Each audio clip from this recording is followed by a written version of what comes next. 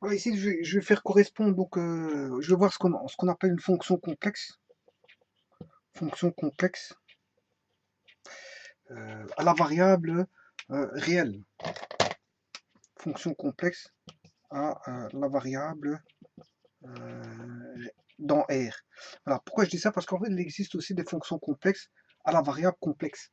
Voilà, bon, ça, je ferai une autre vidéo pour ça. Mais dans cette vidéo aussi, c'est tout simplement une fonction complexe à la variable réelle qui va t'expliquer. C'est-à-dire que je vais partir à partir d'un réel pour tomber sur un complexe.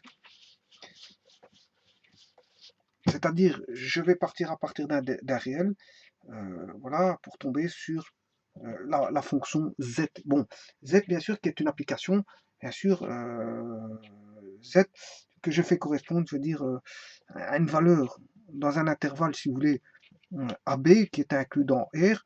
Voilà, donc c'est ma variable réelle, hein, que je vais appeler t, t est compris entre un intervalle AB, et bien sûr, je vais faire correspondre pour avoir la fonction z, z de t. Voilà. Si à t je fais correspondre z de t, ben j'ai à un réel, je fais correspondre une fonction, je veux dire complexe, z étant un complexe. Voilà, un complexe. Donc on a bien une fonction complexe à la variable réelle, si vous voulez. Voilà, c'est juste une application. Voilà, et t appartient à un intervalle bon inclus dans R. Voilà, là, bien sûr, on retombe sur l'ensemble des nombres complexes. Bon, alors comment construire cette fonction-là? Eh bien, le z de t sera composé, bien, comme c'est un complexe, bon, il y aura une partie réelle, une partie réelle, voilà, plus j fois une partie imaginaire. Voilà, une partie imaginaire. Voilà. Voilà.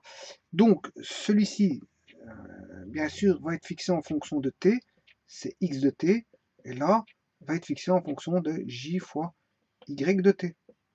Voilà. Donc, qu'est-ce que c'est que ce fameux x de t? Ben, c'est la partie réelle de, en fait, si vous voulez, de, de z de t. De z de t.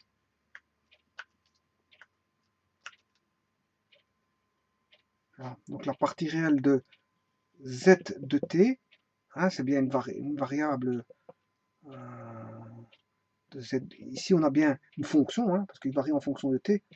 Voilà, t variable, hein, donc z est variable. Donc, RZ de t, et imaginaire de quoi? De z de t, bien sûr, c'est imaginaire de z de t, partie réelle de z de t, et donc x de t, ce sera égal à la partie réelle de z de t, et les y sera égal à la partie imaginaire de, si vous voulez, de z de t. Alors, c'est une telle application qui est continue, ben, en fait, il définit ce qu'on appelle un chemin dans les complexes. Hein. Bon, généralement, il va définir un chemin dans les complexes. Et si je prends un cas de figure, par exemple, qui est z de t, ouais, par exemple, c'est un exemple, qui est r cosinus t plus j sinus t, là, qu'est-ce que vous avez? Ben, vous avez défini un cercle centré à l'origine et de rayon, si vous voulez, r. Ouais, ici, j'ai oublié r. Voilà, r. Voilà.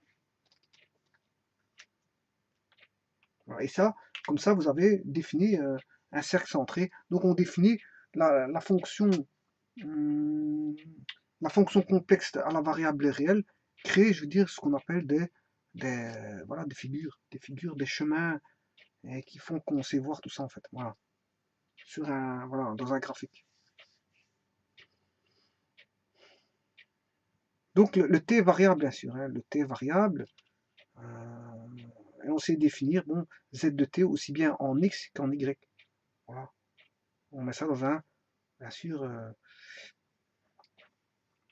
on mettra ça, on aura un x variable en fonction de t et un y variable en fonction de t.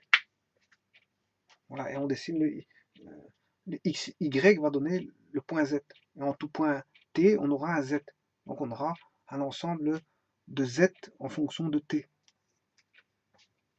Et ça, c'est ce qu'on appelle la variable, la fonction complexe de la variable réelle. Voilà, je vous remercie.